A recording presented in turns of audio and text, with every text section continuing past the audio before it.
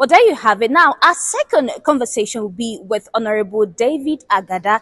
He speaks on oversight of the lawmakers and the 2 years remaining for the expiration of the 10th National Assembly. What to expect from lawmakers? Take a listen. The House have really done enough in several segments. One, the first thing the House started with was to have the entire service chiefs right in the chamber with us to brief us on the challenges they are facing in the security agencies, and then on how successful operations could take place. And having, heard from them, we swing into action by following up someone like myself, who I'm privileged to be deputy chairman House Committee on Army. We swing into oversight to go and see things for ourselves, to bring back some of this report to the speaker. And some of the things we find out there, inadequate appropriation, for what they need to carry out some of these operations to end these bad criminal elements disturbing the peace of the country. And by so doing, the speaker took it up immediately and then had the discussion, with Mr. President, channel our resolutions to see what is needed to aid these people. And being the kind of president we have, the Renew Hope agenda, President Bola Ahmed Tinubu do not hesitate. He came up immediately with a supplementary budget that practically more than half of that supplementary budget went into the security agencies to make them acquire enough equipment that will help them combat some of these insurgents, some of these criminal terrorist elements. And by the grace of God, the evidence are there. You will see that before now, in the last dispensation, you barely could use the road of Abuja to Kaduna, even on daytime. You'll be kidnapped. But today, we can pass there even at night. These are evidence to show. And then if you listen to the news, you also see some of the operations they've carried out successfully, eliminating some of them, putting an end to some of these, operations that have reduced them to, a barest minimum. A lot of communities have been attacked in Benue State, and your governor has been talking. The other day, we saw the chairman of one of the local government, I think Ogewu West, also shouting to the media about attacks in their community. What do you think should be done to tame these acts in those communities in the state? Security is everyone's business. It requires all of our effort. I think one of the suggestions I could make is for the entire state to come together, the stakeholders to come together and reason together, and ideas to be shared. And then a solution will definitely come, and then these things will be things of the past.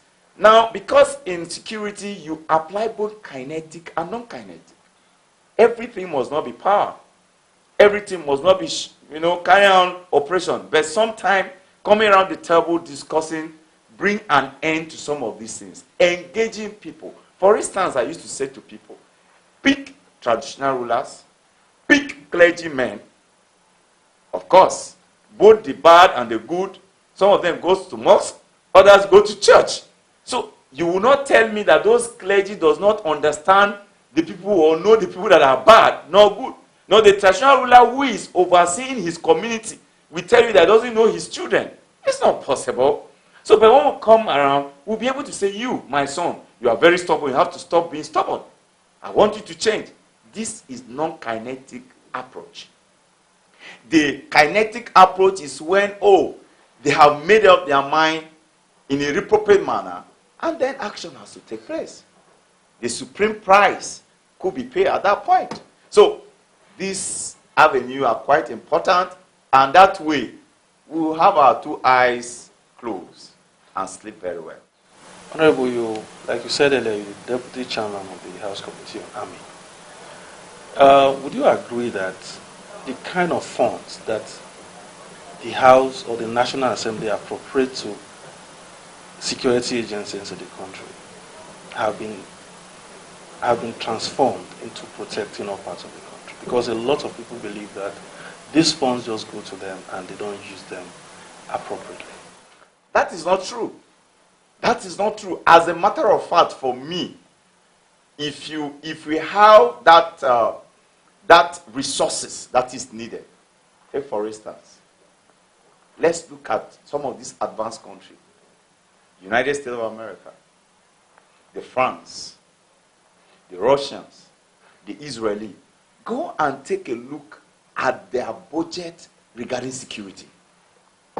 You will see that they are far, far ahead. They are not just thinking of the present, they think about the future and the future to come. This is how you plan for tomorrow. But here we are. Sometimes we wait until it happens before we start planning. So if you look at the fund that is being given to them, how much is it? I'm directly involved. So when somebody is saying it's not where it's like, the person is not saying the truth. It is not true. Because these people are laying their lives for this nation. You need to see the sacrifice some of them make. I and you should know this. That it's not easy confronting a man who is coming with AK-47 and you have a knife. How would it go? Some of these criminal elements, the kind of sophisticated weapon they have, is something to think about. Like I was speaking to some of the foreigners some weeks past, and I asked them, I said, some of the suggestions or some of the things you are saying is not what we really need. We need that synergy, and in having that synergy, we need you to share intelligence with us. And in sharing intelligence with us is to uncover some of these people who are sponsoring this terrorism. The source of their funding. If you help us with this information, it's as good as solving the problem. But when you are cutting, you have a tree that is very bad, it's not yielding anything. You keep cutting the branches. You have not killed the tree.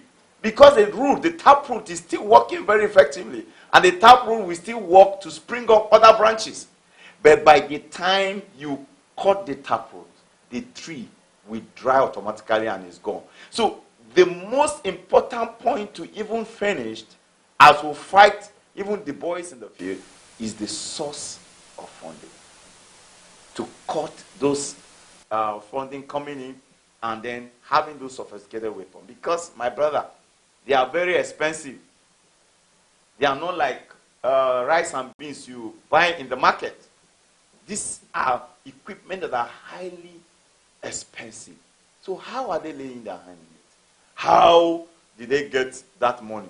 You see a man, even when sometimes they are caught, you see them crying. Oh, I don't know how, I don't know what came over me. It's the devil. Oh, I don't want to die. And you ask them, try to trace their family background. They don't have such money. You will discover they were just giving peanuts to go and carry out this action and promised all manner of things. So that tells you that we need to get the taproot uprooted.